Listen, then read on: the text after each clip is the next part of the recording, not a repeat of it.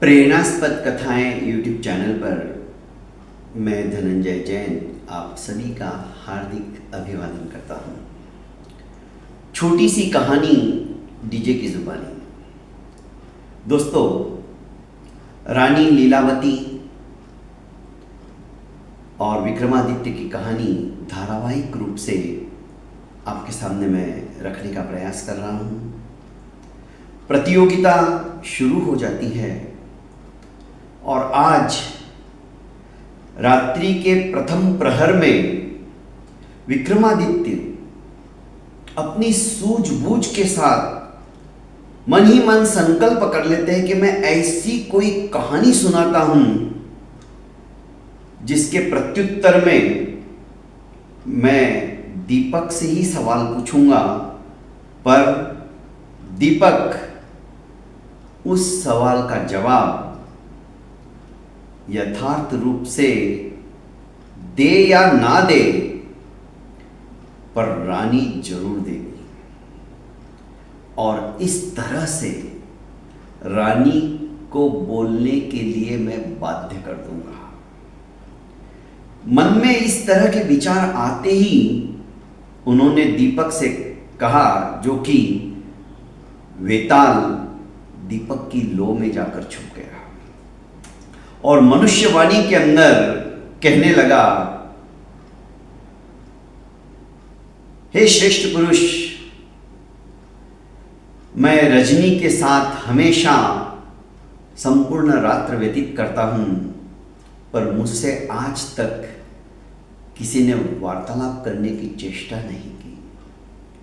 तुम पहले इंसान ऐसे हो जो मेरे अस्तित्व को समझ रहे हो और मुझे इतना आदर देकर मेरे साथ पूरी रात वार्तालाप करके गुजारने के लिए कृत संकल्प हो चुके हो।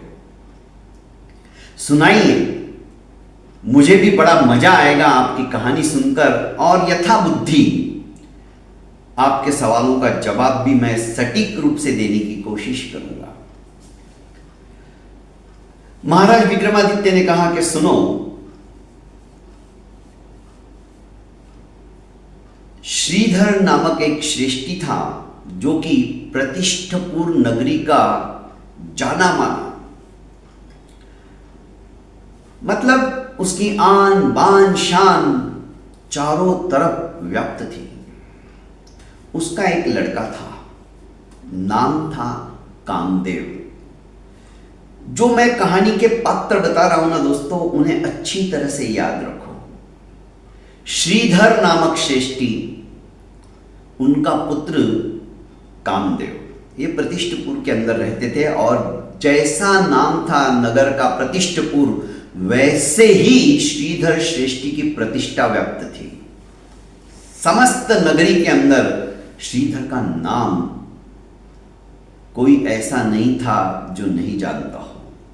सेठ, बड़ा दानी, धर्मात्मा और दुखियों के दुख को अपना स्वयं का दुख समझकर उनके दुख का निवारण करने में विश्वास रखता था। कामदेव जब युवा हो गया तो विवाह योग्य जानकर समीपवर्ती ही एक नगरी के अंदर एक बहुत बड़े धनाढ्य श्रेष्ठी की लड़की के साथ पाणिग्रह संस्कार उनका हो गया। लड़की का नाम था चंद्रनयनी। श्रीधर श्रेष्ठी, उसका पुत्र कामदेव, कामदेव का विवाह होता है चंद्रनयनी के साथ। जैसे श्रीधर का इकलौता पुत्र था कामदेव, वैसे ही चंद्रनयनी भी अपने पिता की इकलौती लाडली कन्या थी। लाड़ प्यार के अंदर पली पोसी और बड़ी हुई। चंद्रनयनी के पिता उसे बहुत प्यार करते थे, पर जब विवाह के पश्चात पहली बार चंद्रनयनी जब अपने पिता के घर पे आती है तो वापस कामदेव के साथ प्रतिष्ठित पुर के अंदर जाती ही नहीं है। कई बार कामदेव आता है लेने के लिए, पर चंद्रनयनी के पिता हमेशा ये कहकर टाल देते हैं कि बेटी अभी तो आई है, थोड़े दिन और रहने दो, फिर तो आपके पास ही रहने वाली है। इसका कोई भाई नहीं है, मेरी इकलौती लड़की है और मैं भी चाहता हूं कि ज्यादा से ज्यादा मेरे पास रहे। बेचारा कामदेव मन मसोस कर वापस लौट आता। अब नगर के अंदर दोनों तरफ तरह तरह की चर्चाएं चलने लगी। कोई कहता है विवाह के पश्चात जब लड़की गई तो वापस आ ही नहीं रही है। अरे लड़की का असली घर तो उसका ससुराल होता है, फिर ये चंद्रनयनी का प्रॉब्लम क्या है? जितने मुंह उतनी बातें, जिसके मन में जो आया बोल देता। कोई कहता चंद्रनयनी को उसके ससुराल वाले बहुत तकलीफ देते हैं, इसलिए चंद्रनयनी अब कभी भी वहां पर नहीं जाएगी। कोई कहता अरे छोड़ो ना, तुम बेकार की बातें करते हो, कामदेव उसका नाम है खाली, पर दरअसल देखा जाए तो कामदेव के एक भी लक्षण उसमें नहीं है। कामदेव का मतलब ही रूप सौंदर्य के साथ साथ काम का देवता, पर ये तो क्लीव है, क्लीव नपुंसक, ये कुछ काम का ही नहीं है। भला चंद्रनयनी ऐसे पति के पास क्यों जाएगी? इसलिए वो नहीं जा रही है। कहने का अभिप्राय है दोस्तों, जितने मुंह उतनी बातें।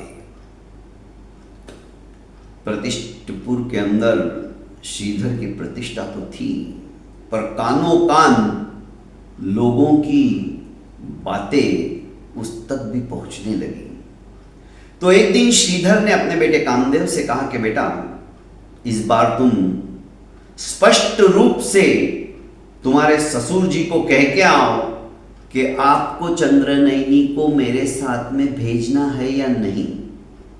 यदि आप नहीं भेजने वाले हो तो हमेशा के लिए आपके पास ही रखिए, मैं अब कभी भी वापस नहीं आऊंगा। स्पष्ट रूप से बोल देना। उसने कहा ठीक है पिताजी। कामदेव अपने मित्र सारथी को लेकर, सारथी जो था उनका उसका मित्र भी था, ससुराल आ गया।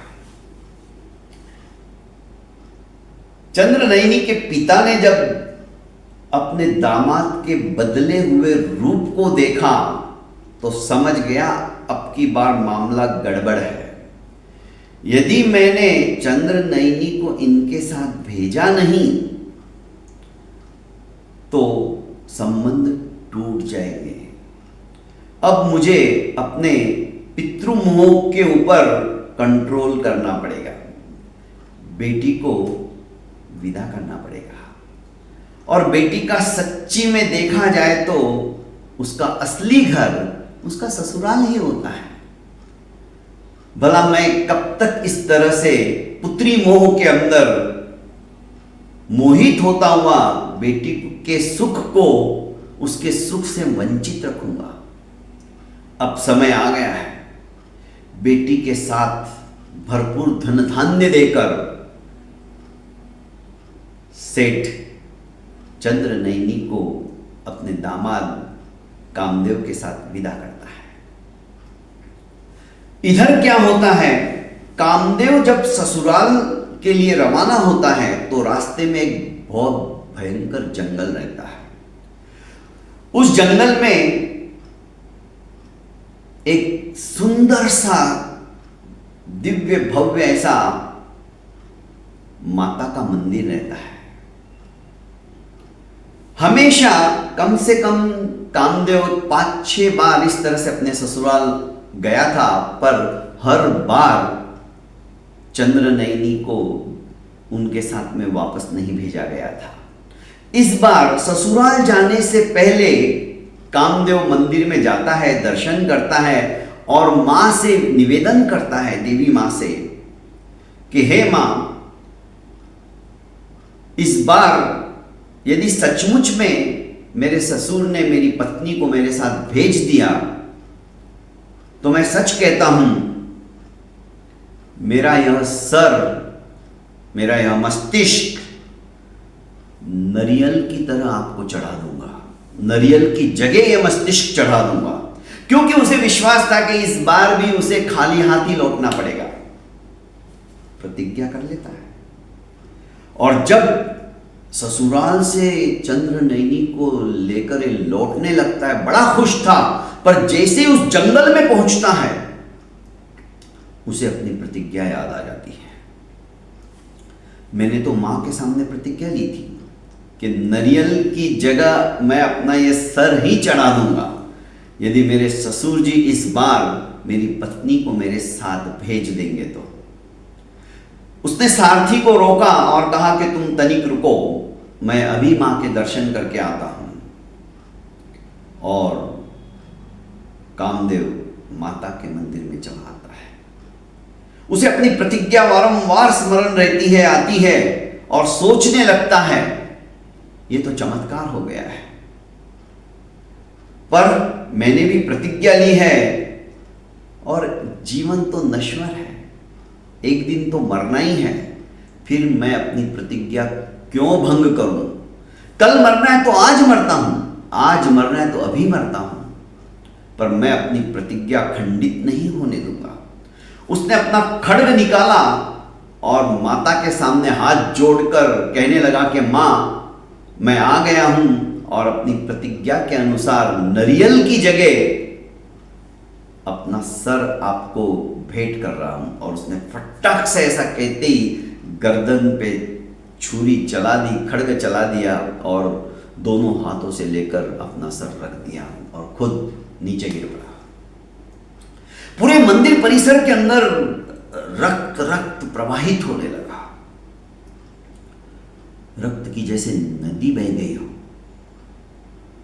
आधा घंटा हो गया, 1 घंटा हो गया, जब पतिदेव नहीं आए तो चंद्र नयनी कहने लगी सारथी से कि तुम जाओ देखो अभी तक क्यों नहीं आए।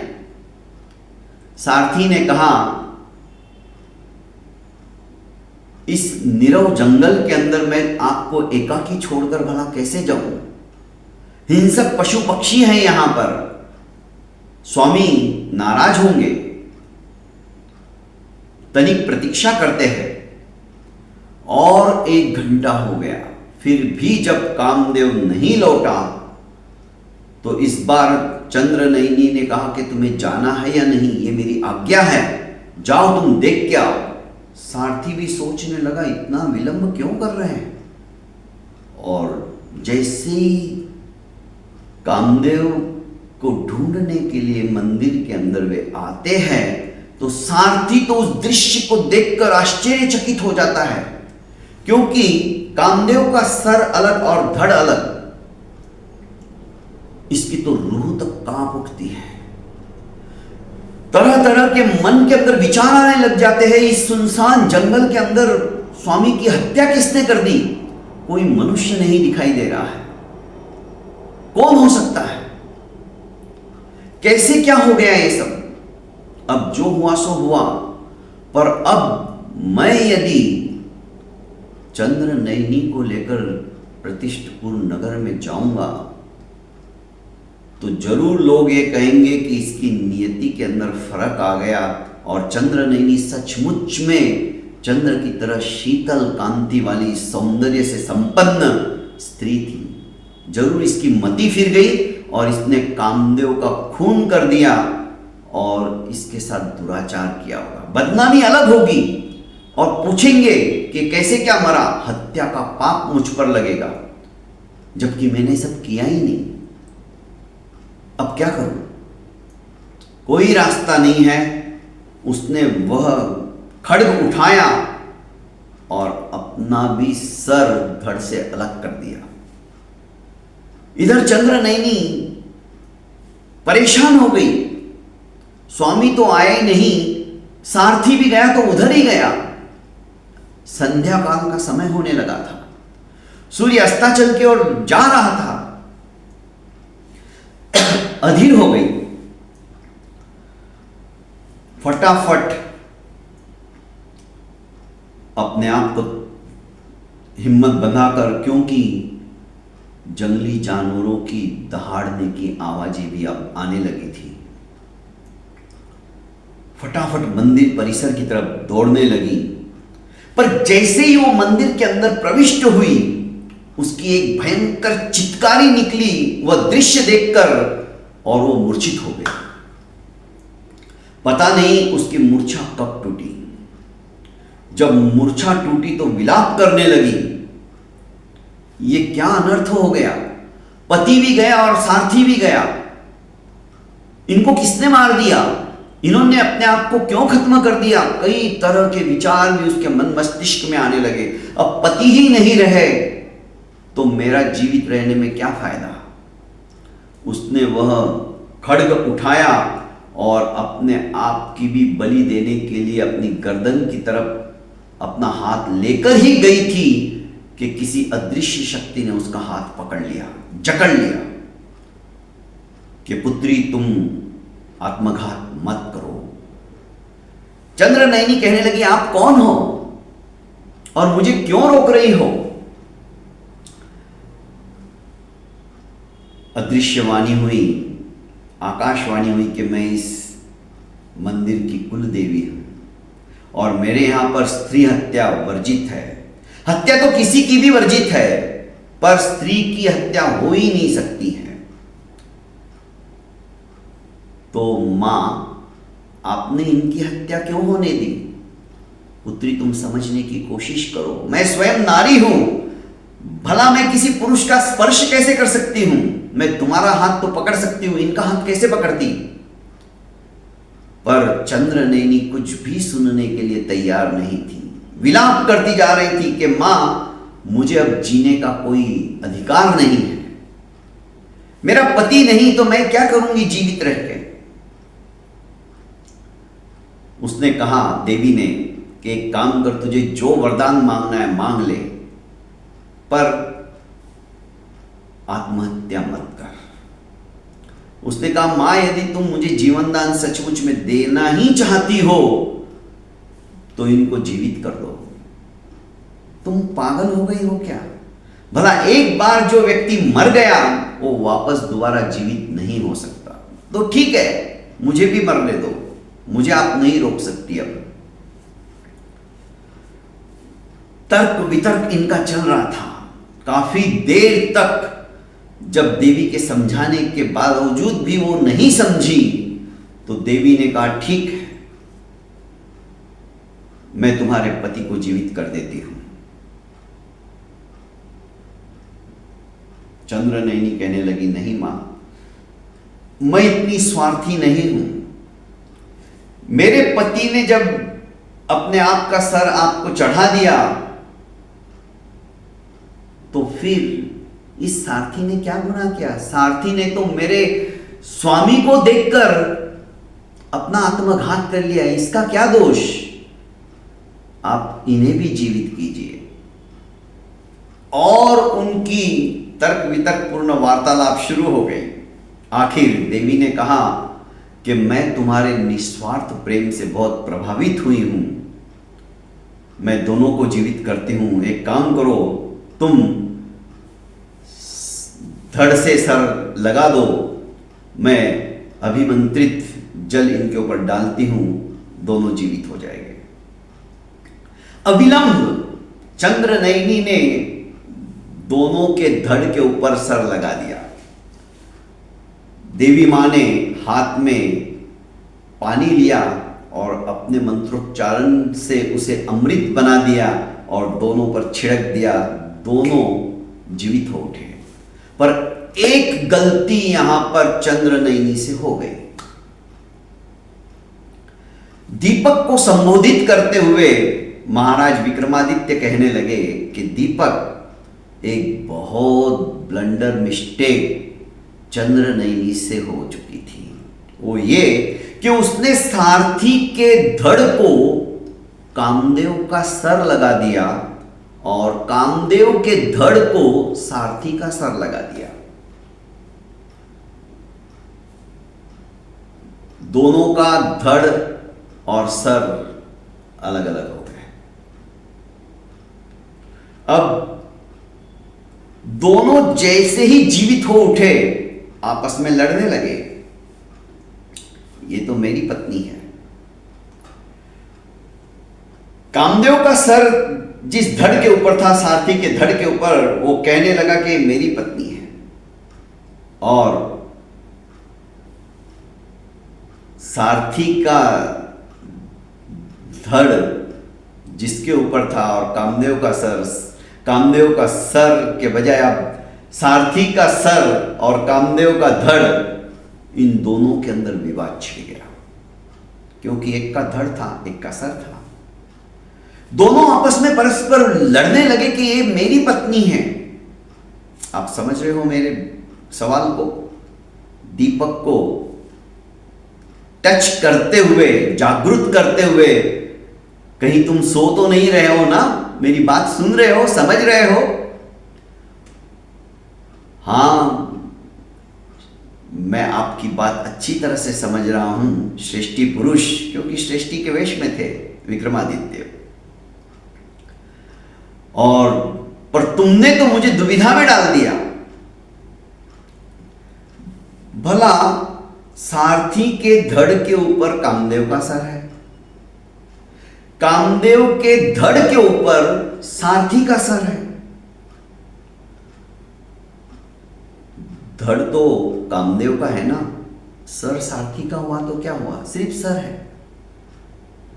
और मैं, पानी ग्रहण संस्कार जब होते हैं ना, तब मैं दोनों का हाथ, हथलेवा जिसे कहते हैं, मिलाता हूं।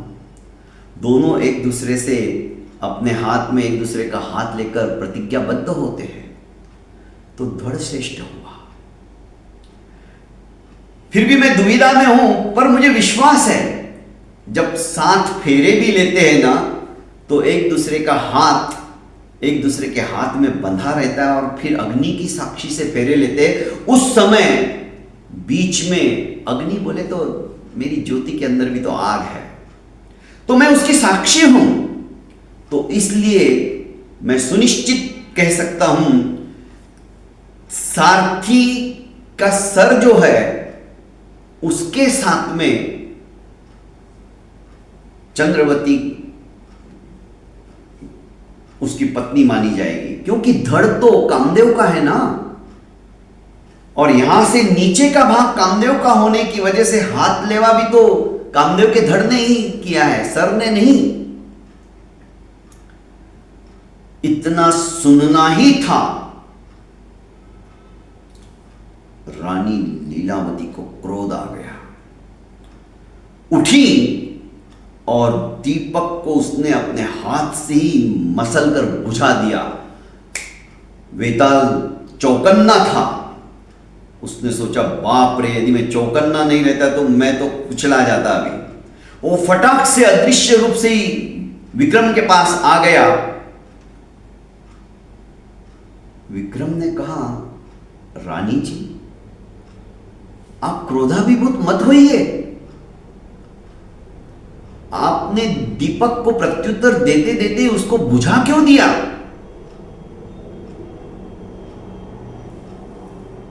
क्या आपको लगता नहीं है दीपक सही बोल रहा है? और यदि दीपक मिथ्या कह रहा है, मिथ्या भाषण कर रहा है, गलत बोल रहा है, तो सही जवाब क्या है? आप न्याय की कुर्सी के ऊपर बैठी हो, आप उचित निर्णय दीजिए। अब रानी लीलावती दुविधा में फंस गई थी और राजा ने उसकी वो दुखती रग पकड़ ली। राजा कहने लगा कि लीलावती जी, आप न्याय के ऊपर अधीन हो और न्याय करना, समुचित निर्णय देना राजा का और रानी का कर्तव्य होता है। आप उस सिंहासन पर हो। यदि आप निर्णय करने में असक्षम हो तो आप मौन रहिए, बिल्कुल भी मत बोलिए।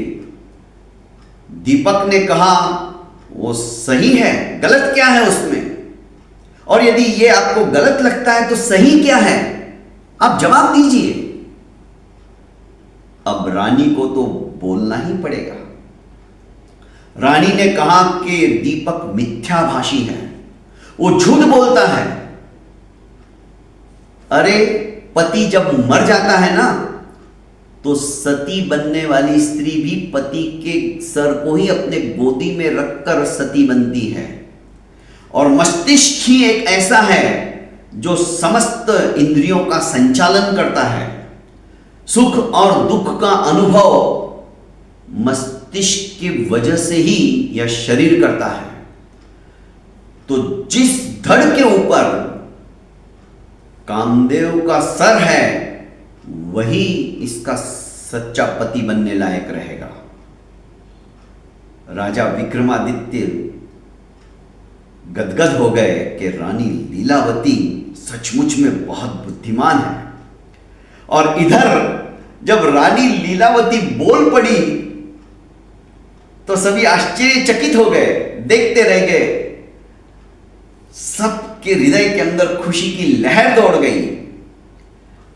साथ ही साथ सभी तालियां बजाने लग गए, रानी के सटीक न्यायोचित उत्तर श्रवण करके गदगद हो गए।